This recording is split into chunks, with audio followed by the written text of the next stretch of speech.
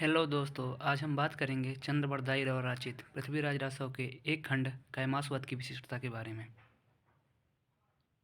इसके बारे में हम इसके सबसे पहले इसका परिचय जानते हैं। कैमासवध एक विशिष्ट पौराणिक काव्य है जो धर्म और अधर्म के बीच एक संघर्ष को प्रस्तुत करता है। इस काव्य में नायक अपने शौर्य और पराक्रम के बल पर कैमास नामक असुर का वध कर धर्म की पुनर्स्थापना करता है। इसकी कथा शैली, काव्य भाषा, अलंकारों और छंदों के कारण यह काव्य अत्यंत प्रभावशाली है। फिर इसके बाद हम इसकी देखते हैं कथा वस्तु की विशेषता। इसमें पहली हेडिंग है नायक की उदात्तता। नायक एक धर्मनिष्ठ और पराक्रमी योद्धा है जो समाज के कल्याण के लिए अपने प्राणों की आहुति देने को तत्पर रहता है। अब इसके बाद दूसरी हेडिंग है कैमास का स्वरूप। कैमास को क्रूर, अधर्मी और समाज विरोधी असुर के रूप में चित्रित किया गया है। उसकी जो है शक्तियों और अन्यायपूर्ण कर्मों का वर्णन अत्यंत प्रभावशाली है। फिर है संघर्ष का चित्रण। काव्य का मुख्य केंद्र नायक और कैमास के बीच का जो है संघर्ष है, जिसमें नायक अपने शौर्य, धर्म और नीति के बल पर विजय प्राप्त करता है। अब इसके लिए एक पंक्ति बताई गई है जो इस प्रकार है। धरणी डोली भय विश्व पकारा, कयामास वध हेतु अवतारा। यह पद दर्शाता है कि नायक का अवतरण कैमास के अत्याचारों को समाप्त करने के लिए हुआ है। अब हम इसके देखेंगे काव्य भाषा की विशिष्टता। वीर रस की प्रधानता है इसमें। कैमास वध में वीर रस का अद्भुत चित्रण है।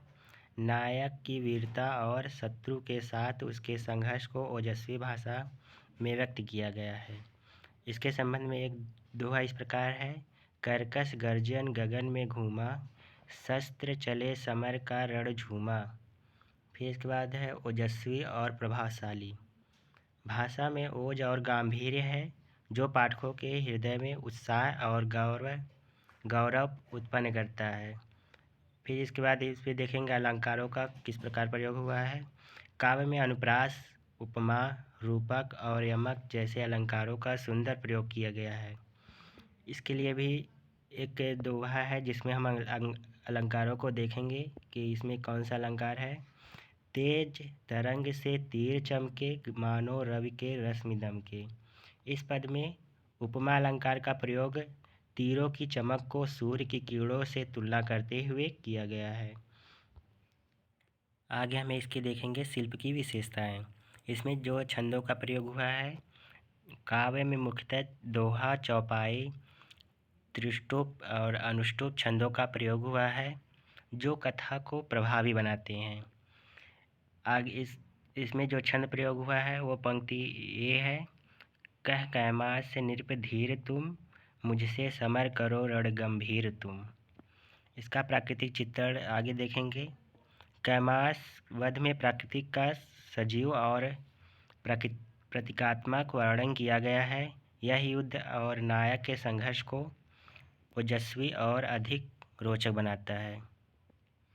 वन में दावानल समभासे, समर भूमि में रवि समसासे।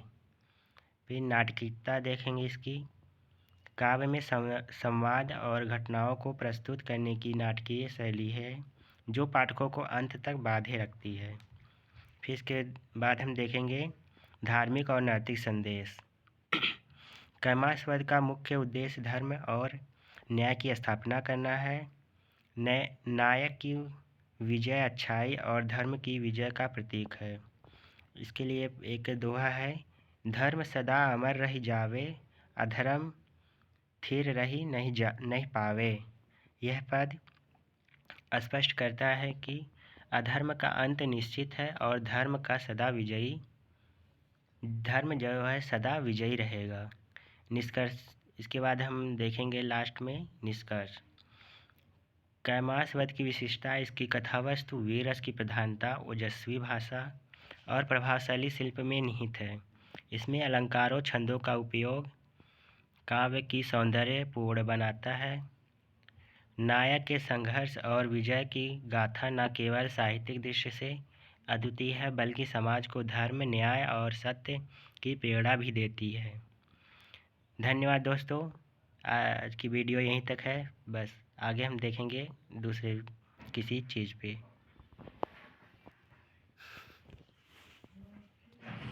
ठीक ठीक है, गलतियाँ तो है लेकिन ठीक है, चलो। अभी पहली बार है।